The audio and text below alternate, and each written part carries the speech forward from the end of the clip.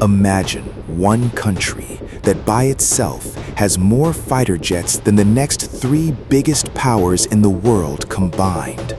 Another country that after 3 grueling years of war is still losing aircraft and yet still ranks among the top 3. And a rising power that in less than a decade has built a fleet so advanced it's now keeping its rivals up at night. Today, we're diving into one of the most searched, most debated military questions on the planet. Which country has the strongest air force in the world? And the answer... Hey everyone, welcome back to... Before we jump into the rankings, let's get one thing straight. Ranking air forces is not as simple as it sounds. A lot of sites and videos just count the number of aircraft and call it a day, but that's misleading. Why? Because a fleet of 600 fifth-generation stealth fighters, backed by aerial refueling tankers, early warning systems, and a modern satellite network, is simply not comparable to a fleet of 3,000 outdated jets with no modern command and control system. So in this video, we're not just counting planes. We're looking at 3 core factors. 1. Fleet size, how many aircraft they actually have. 2. Technology and quality, what percentage are genuinely modern 5th-generation aircraft. 3. Real operational capability, pilot training, logistics support, and actual combat experience. With that framework in mind, let's look at the global picture of it. Based on the latest data released in 2026 from sources like Global Firepower and specialized military databases, the global air power landscape breaks down into 3 tiers. Tier 1, just one country, alone, playing in a completely different league. Tier 2, 2 giants, one with decades of military experience, but currently locked in a grinding war, and another modernizing at breakneck speed. Tier 3, powerful regional players, countries that may have fewer aircraft, but each plays a critical role in global military dynamics because of unique geography or cutting-edge technology. In the parts that follow, we'll break down each of these countries in detail, how many aircraft they have, what models, their strengths and weaknesses, and why they land where they do. But first, let's talk about something a lot of people overlook. Here's the thing most people miss. Raw aircraft numbers alone prove nothing. One country might have more planes than a European nation, but that European nation might carry air-deliverable nuclear weapons, which completely changes the equation. Or a country might lead the world in drone numbers, while trailing far behind in traditional fighter jets. So this ranking isn't just a dry list of numbers. Every country's story here is more interesting than you'd expect.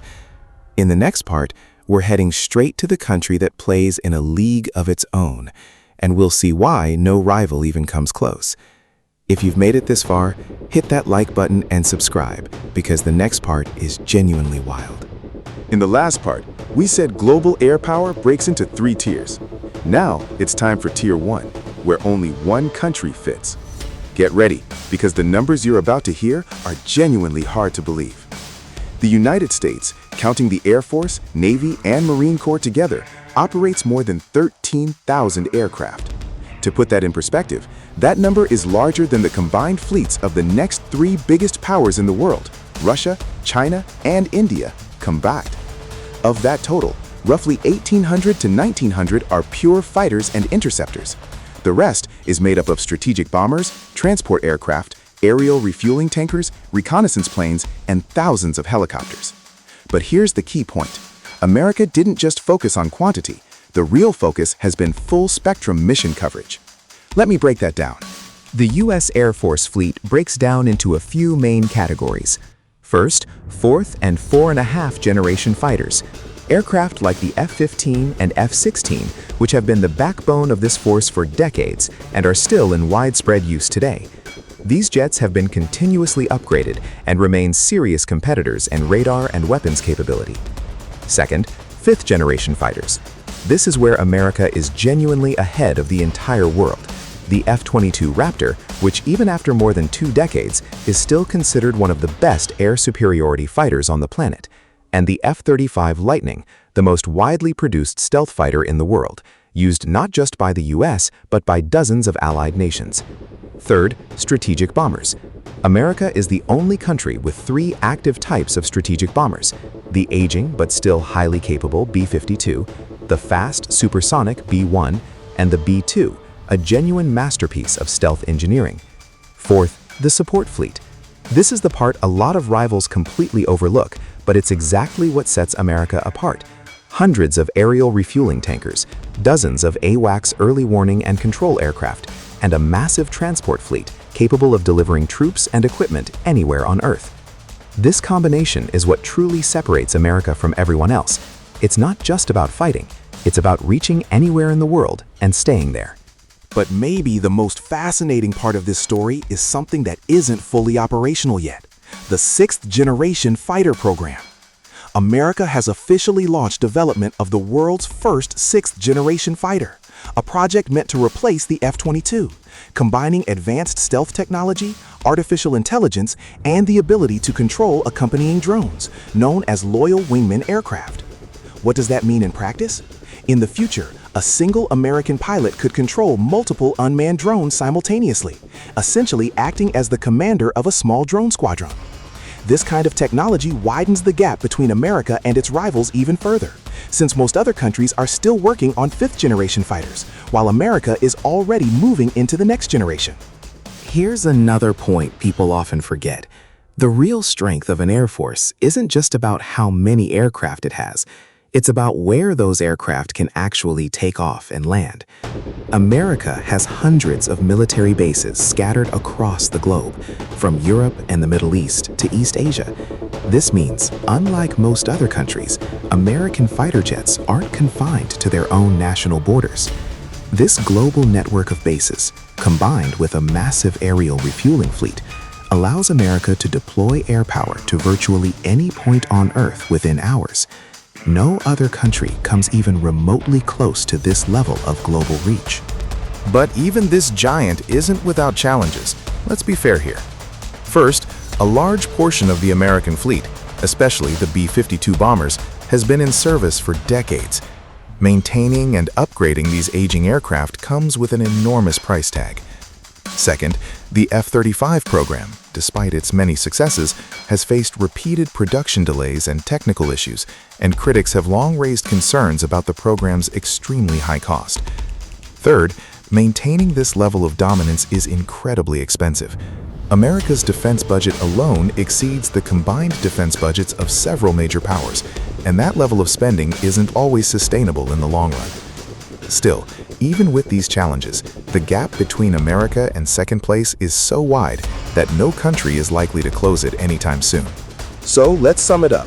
With over 13,000 aircraft, the most advanced 5th generation fighter fleet in the world, the only active strategic bomber triad, and a truly global network of bases, America is, without question, in a class of its own. But here's a question a lot of people ask. If this dominance were ever challenged, which country would be the first to close the gap? In the next part, we're heading to Russia, the country with the second largest fleet in the world, but one ending war that's putting its real strength to the test. Is Russia still truly the second strongest, or is that position slipping away? We'll answer that in the next part. If you found this video helpful, be sure to like it. And if you haven't subscribed yet, now's the time, so you don't miss what's coming next. In the last part, we saw that America plays in a league of its own. But the real question is, who takes second place? The answer isn't simple, because right now, second place is being contested between 2 countries.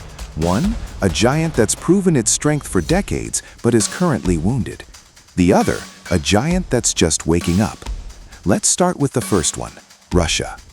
Russia, with around 4,237 aircraft, officially holds the world's second largest fleet. That number alone tells us a lot. It's the legacy of the former Soviet Union, which spent decades heavily investing in military aviation.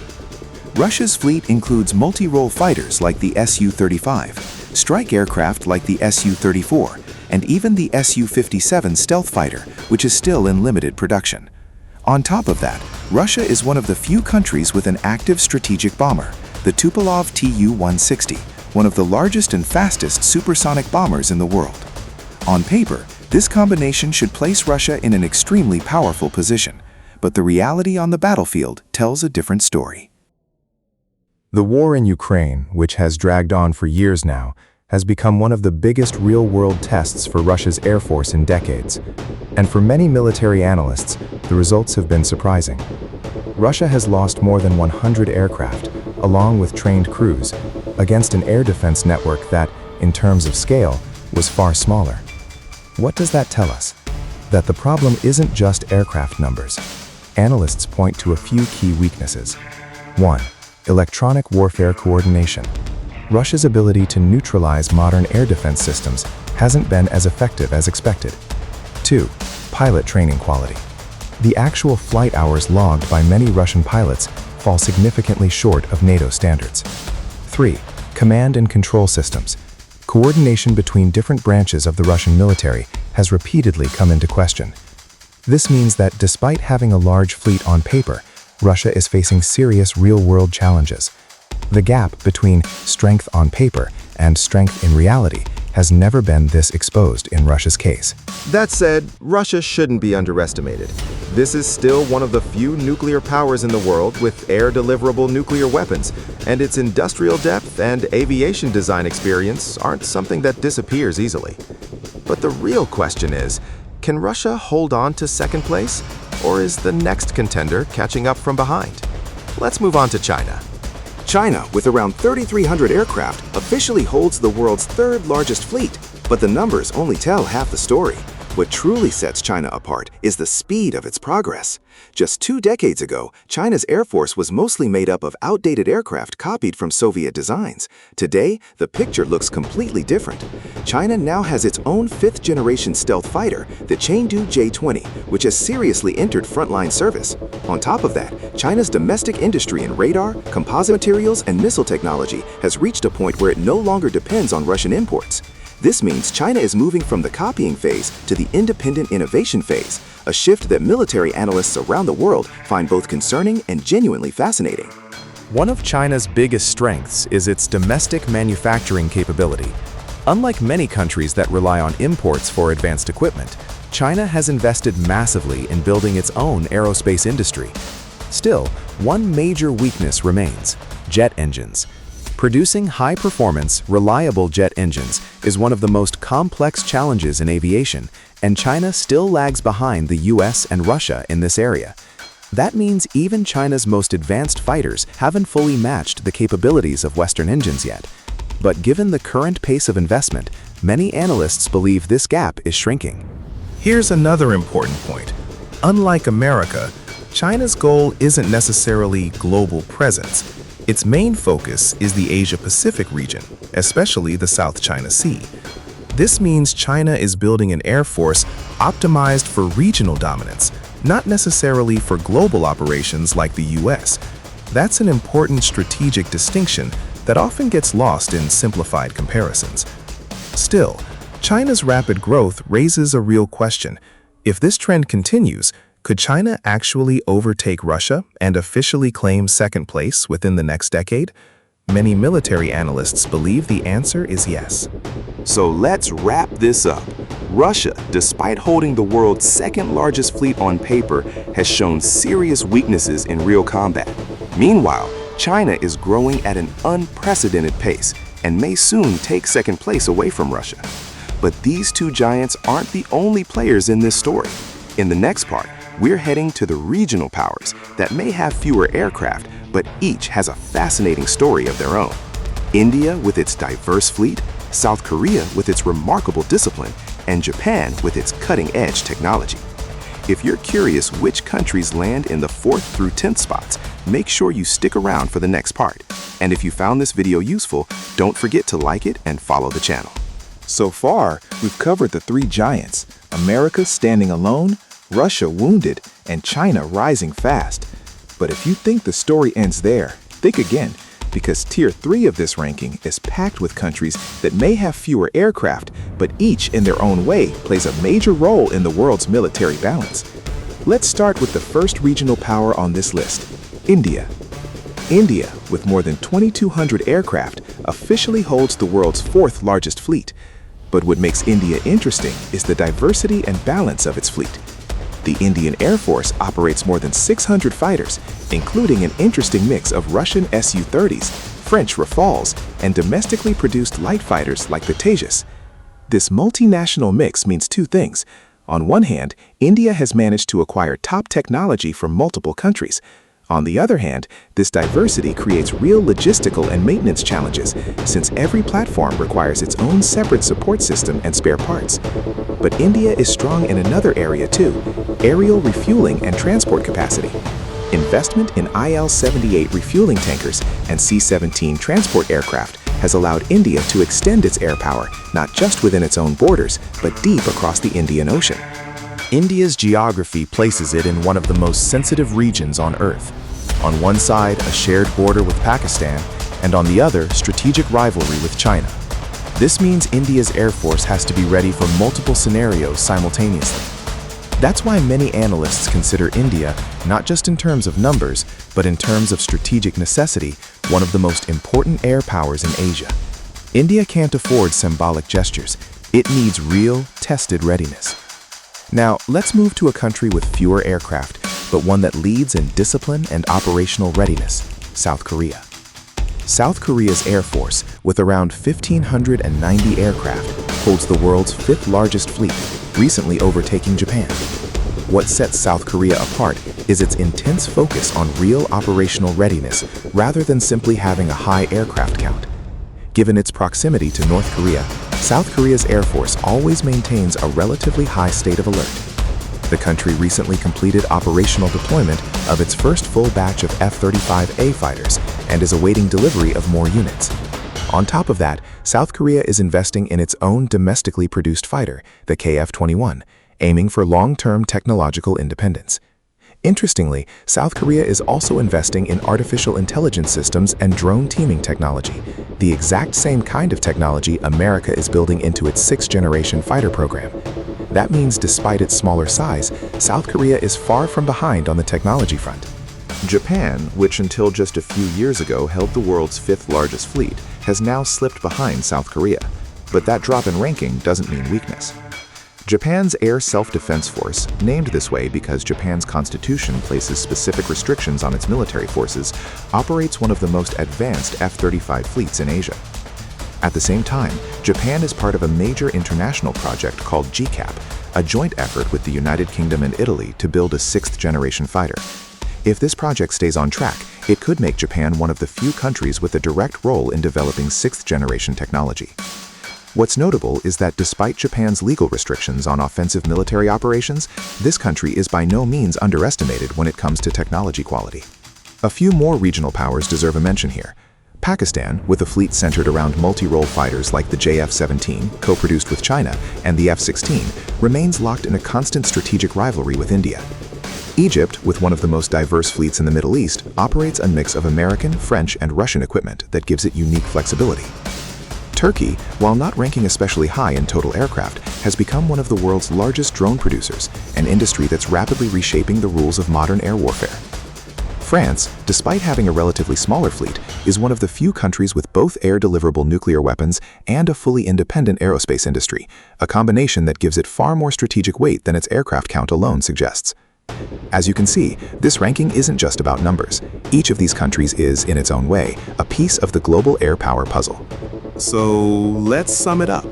India with balance and diversity, South Korea with discipline and readiness, Japan with cutting-edge technology, and a handful of other regional players, each with their own unique story. Now that we've seen every piece of this puzzle, it's time for the final part. A complete summary of the final rankings, an analysis of how these dynamics might shift over the next decade, and an answer to the question we started this video with. Which country truly has the strongest air force in the world? If you've stuck with us this far, I'm sure you'll love the final part too. Don't forget to like and subscribe. So far, our journey started in America, moved through Russia and China, and landed on India, South Korea, Japan, and a few other regional powers. Now it's time to put all these pieces together and finally answer the question we started with. Which country truly has the strongest air force in the world? And more importantly, how might this picture change in the future?